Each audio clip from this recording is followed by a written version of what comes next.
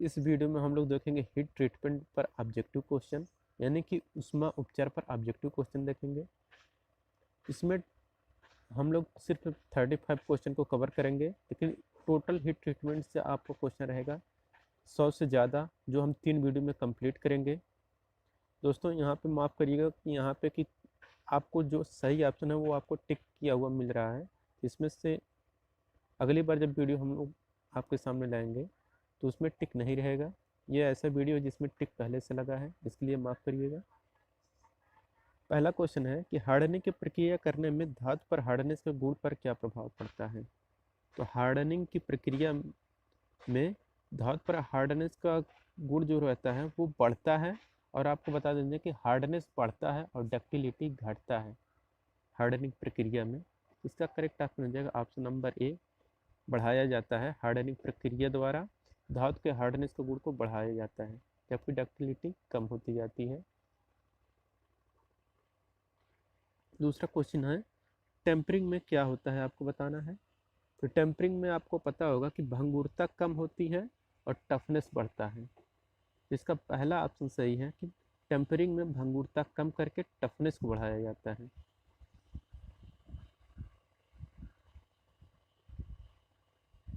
तीसरा क्वेश्चन है कि निम्न में से कौन सी प्रक्रिया अपनाई जाती है स्टील के हार्ड पार्ट को मुलायम करने के लिए। तो स्टील के हार्ड पार्ट को मुलायम करने के लिए हम लोग जो प्रोसेस यूज करते हैं वह अनीलिंग प्रोसेस यूज करते हैं।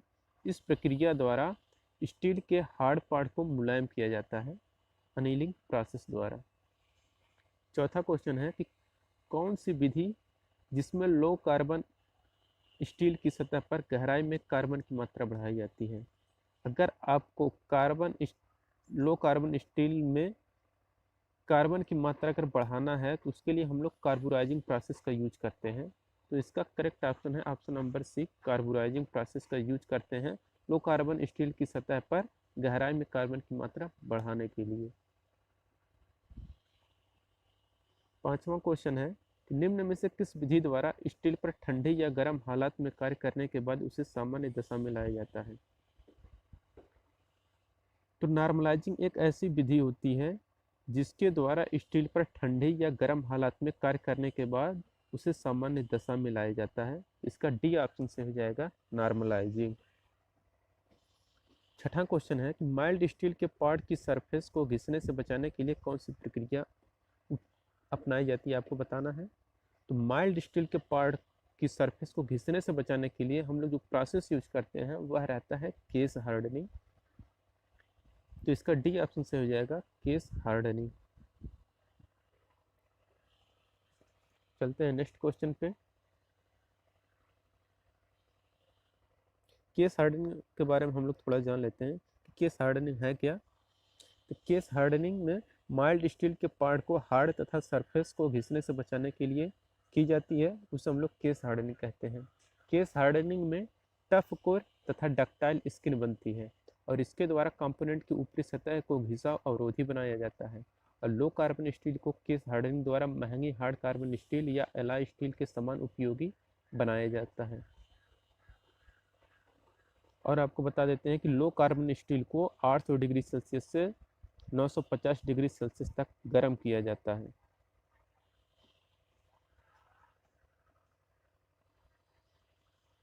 चलते हैं नेक्स्ट क्वेश्चन पे। सातवां क्वेश्चन है निम्न में से किसके द्वारा सरफेस फर्नेस पर तापमान मापा जाता है। फर्नेस का तापमान हम लोग नापते हैं पायरोमीटर द्वारा। इसका सातवां का ये ऑप्शन से हो जाएगा पायरोमीटर। आठवां क्वेश्चन है निम्न में से हार्डनिंग टेम्परेचर किस पर निर्भर करता है। तो हार्डनिंग जो टेम्परेचर निर्भर करता है यह कार्बन की मात्रा पर निर्भर करता है। नौवां क्वेश्चन है कि हाई स्पीड स्टील के टूल की हार्डनेस कितनी होती है। तो हाई स्पीड स्टील के टूल की जो हार्डनेस होती है वह 62 रॉकवेल हार्डनेस होती है, यानी कि HRC होती है। 62 रॉकवेल हार्डनेस, इसको HRC बोलते हैं। 10 नंबर क्वेश्चन है निम्न में से किस प्रक्रिया द्वारा टूल स्टील के पार्ट को सरफेस को हार्ड किया जाता है। तो जिस प्रक्रिया द्वारा टूल स्टील के पार्ट की सरफेस को हार्ड करते हैं वह रहता है इंडक्शन हार्डनिंग। तो इसका सही ऑप्शन हो जाएगा option number B, induction hardening द्वारा टूल स्टील के पार्ट के सरफेस को हार्ड किया जाता है। इंडक्शन हार्डनिंग में टूल सरफेस की हार्डनिंग के लिए इंडक्शन हार्डनिंग विधि का प्रयोग किया जाता है।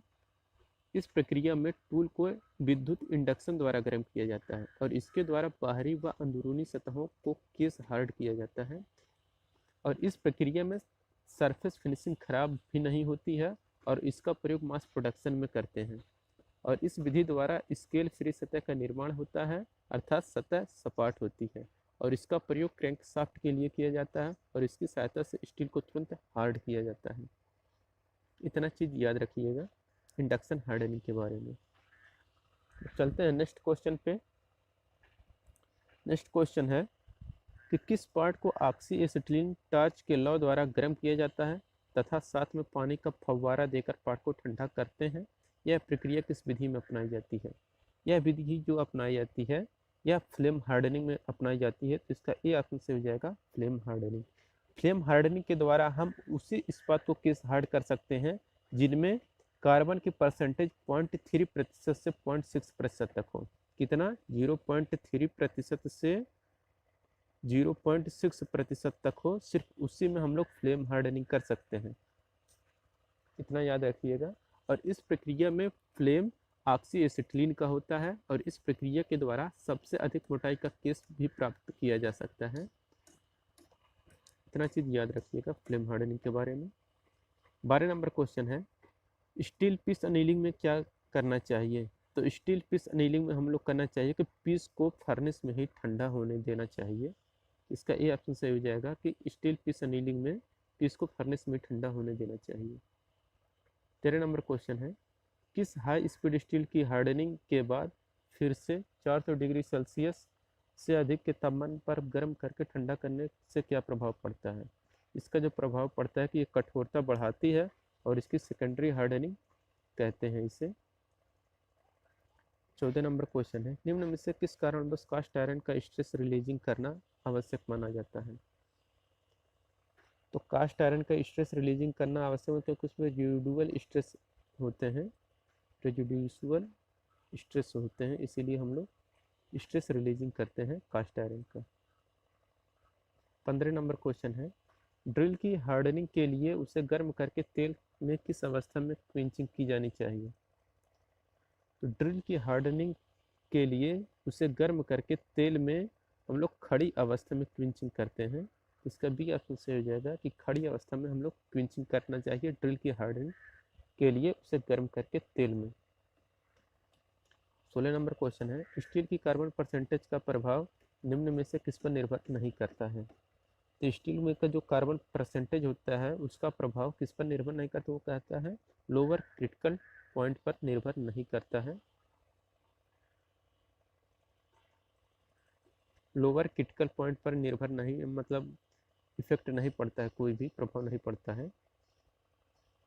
17 नंबर क्वेश्चन है निम्न में से किस उद्देश्य के लिए धातुओं का ऊष्मा उपचार किया जाता है? तो आपको पता होगा कि धातुओं का जो ऊष्मा उपचार किया जाता है, हीट ट्रीटमेंट जो करते हैं, उससे हम लोग कुछ निश्चित गुण उत्पन्न करने के लिए, कुछ आवश्यक प्रॉपर्टी को हम लोग उत्पन्न करने के लिए या प्राप्त करने के लिए हम लोग उसका हीट ट्रीटमेंट करते हैं। तो इसका बी ऑप्शन से हो जाएगा। जबकि खूबसूरती के लिए नहीं करते हैं, सामर्थ्य बढ़ाने के लिए भी उन्ना नहीं करते, जंग बचने से बचाने के लिए भी नहीं करते। हमारा मेन उद्देश्य होता है कि उसमें कुछ गुण उत्पन्न हो जाए निश्चित जो हम चाहते हैं अपने हिसाब से। 18 नंबर क्वेश्चन है स्टील की इंटरनल स्ट्रक्चर को पुनः सुधारने के लिए किस विधि का प्रयोग किया जाता है? तो स्टील के इंटरनल स्ट्रक्चर को सुधारने के लिए हम लोग जो प्रोसेस यूज करते हैं वह रहता है नॉर्मलाइजिंग प्रोसेस। नॉर्मलाइजिंग प्रोसेस का प्रयोग हम लोग इंटरनल स्ट्रक्चर को सुधारने के लिए करते हैं और यह प्रक्रिया विभिन्न कारणों से जाब में आई आंतरिक संरचना विकृति को दूर कर जाब के मौलिक गुणों में पुनर्स्थापना करने के लिए प्रयोग में लाई जाती है। नॉर्मलाइजिंग प्रोसेस में स्टील को गर्म करके कमरे के तापमान पर स्थिर हवा में ठंडा किया जाता है, याद रखिएगा। और स्टील पर ठंडी या गर्म हालात में कार्य करने के बाद उसे सामान्य दशा में लाने के लिए जो प्रक्रिया की जाती है उससे ही हम लोग नॉर्मलाइजिंग बोलते हैं। अब 19 नंबर क्वेश्चन है किस प्रक्रिया में स्टील के पार्ट को 730 डिग्री सेल्सियस से थोड़ा ऊपर गर्म करने के पश्चात उसे उसी ताप पर रखकर धीरे धीरे ठंडा किया जाता है? तो ये जो 730 डिग्री सेल्सियस के थोड़ा ऊपर गर्म करके फिर उसे उसी ताप पर रखकर धीरे धीरे ठंडा करते हैं, वह कहलाता है अनीलिंग प्रोसेस। तो इसका ये ऑप्शन से हो जाएगा अनीलिंग। अनीलिंग प्रोसेस में होता क्या है इसके बारे में हम लोग जान लेते हैं कि स्टील के हार्ड पार्ट की मशीनिंग करने योग्य बनाने के लिए मुलायम करने की विधि को ही हम लोग अनीलिंग बोलते हैं। और इस प्रक्रिया में एक स्टील के पार्ट को 730 डिग्री सेल्सियस के थोड़ा ऊपर गर्म किया जाता है और कुछ देर बाद इसी ताप पर उसे धीरे धीरे ठंडा करते हैं। और स्टील पीस अनीलिंग करते समय अच्छे परिणाम पाने के लिए पीस को फर्नेस में ठंडे होना देना चाहिए। और फर्नेस के तापमान को मापने के लिए हम लोग पैरोमीटर का प्रयोग करते हैं। और अनीलिंग का जो मेन उद्देश्य होता है हम लोग इसके बारे में आपको बता रहे हैं कि ये होता है कि धातु की कठोरता को कम करने के लिए भी हम लोग अनीलिंग का प्रयोग करते हैं, प्रोसेस का प्रयोग करते हैं। और यांत्रिक गुणों को विकास करने के लिए भी, मशीनेबिलिटी में सुधार करने के लिए, कास्टिंग के समय अंदर में रह गई गैसों को बाहर निकालने के लिए भी अनीलिंग करते हैं। और अनीलिंग करने से धातु के सारे अंदरूनी प्रतिबल भी समाप्त हो जाते हैं। और अनीलिंग से धातु का यांत्रिक, विद्युत और ग्रेन आकार में भी जो ग्रेन साइज होता है उसमें भी सुधार हो जाता है।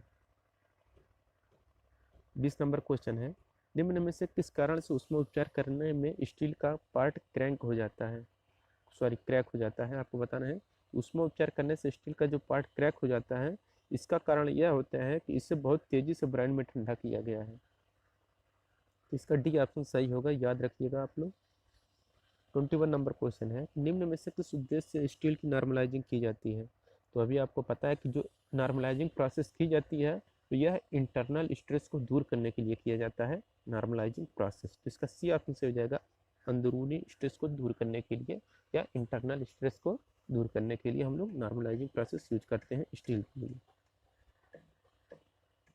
22 नंबर क्वेश्चन है, निम्न में से किस स्टील को केस हार्डनिंग किया जा सकता है? तो केस हार्डनिंग जो किया जा सकता है वह लो कार्बन स्टील होता है। लो कार्बन स्टील को हम लोग केस हार्डनिंग कर सकते हैं।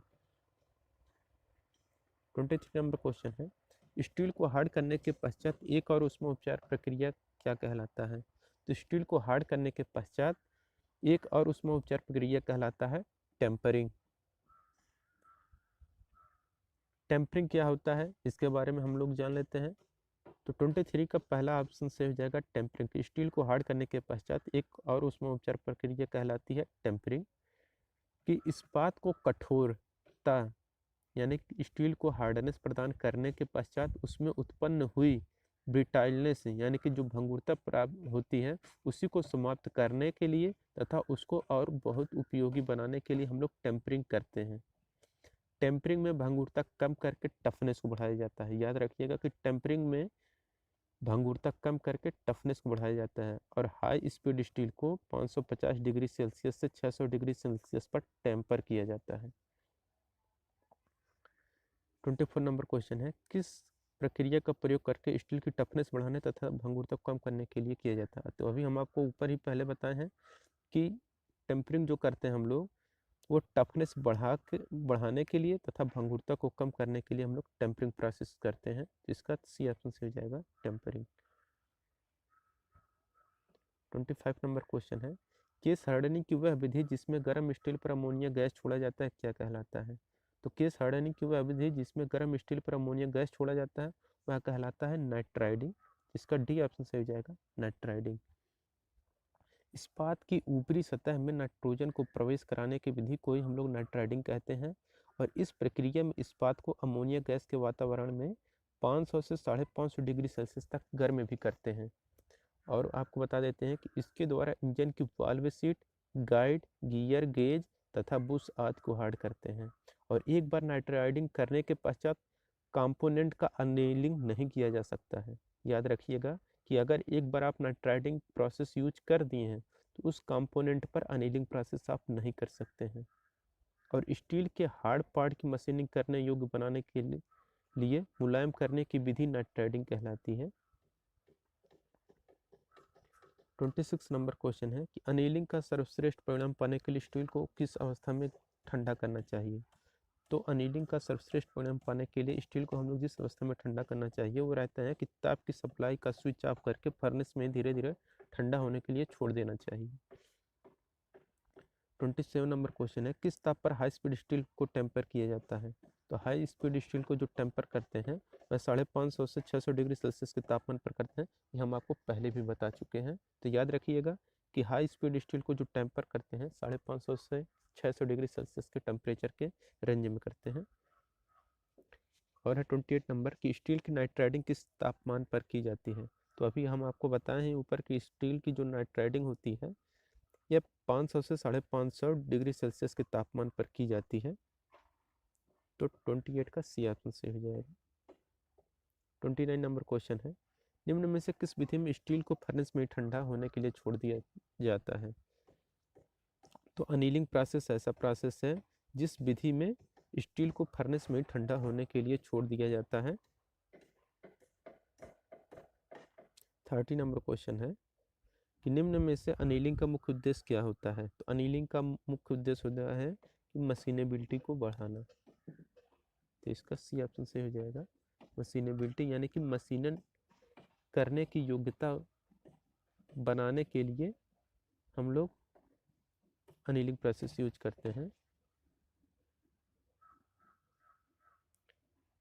अब 31 नंबर क्वेश्चन है, हाई स्पीड स्टील का हार्डनिंग टेम्परेचर कितना होता है? तो हाई स्पीड स्टील का जो हार्डनिंग टेम्परेचर होता है वो 1250 डिग्री सेल्सियस होता है। इसका डी ऑप्शन से हो जाएगा 1250 डिग्री सेल्सियस। 32 नंबर क्वेश्चन है कि हार्डनिंग प्रोसेस में हाई स्पीड स्टील को गर्म करने के पश्चात किस माध्यम में ठंडा किया जाता है? तो हार्डनिंग प्रोसेस में हाई स्पीड स्टील को गर्म करने के पश्चात जिस माध्यम में हम लोग ठंडा करते हैं वो रहता है तेल। इसका बी ऑप्शन से हो जाएगा तेल। 33 नंबर क्वेश्चन है, टफ कोर तथा डक्टाइल स्किल होता है। टफ कोर तथा डक्टाइल स्किल जो होता है वह केस हार्डनिंग होता है। तो इसका सी ऑप्शन से हो जाएगा केस हार्डनिंग। 34 नंबर क्वेश्चन है, नॉर्मलाइजिंग प्रक्रिया में स्टील को किस माध्यम में ठंडा किया जाता है? नॉर्मलाइजिंग प्रक्रिया में स्टील को हम लोग जिस माध्यम में ठंडा करते हैं उसे हम लोग कमरे के टेम्परेचर पर ही ठंडा करते हैं नॉर्मलाइजिंग प्रोसेस में। इसका बी ऑप्शन से हो जाएगा रूम टेम्परेचर पर यानी कमरे के ताप पर। 35 नंबर क्वेश्चन है, निम्न में से किस प्रक्रिया द्वारा स्केल फ्री सतह का निर्माण होता है? तो स्केल फ्री सतह का जो निर्माण होता है वह इंडक्शन हार्डनिंग द्वारा होता है। जिसका बी ऑप्शन से हो जाएगा इंडक्शन हार्डनिंग। दोस्तों अगर हमारे वीडियो आपको पसंद आए तो वीडियो को लाइक करिए। अगर आप हमारे चैनल पर नए हैं तो चैनल को सब्सक्राइब करिए। जिन लोगों ने वीडियो को शेयर नहीं किया है वो लोग वीडियो को शेयर कर दें। बाकी इसके आगे का पार्ट हम लोग देखेंगे कल। Thank you.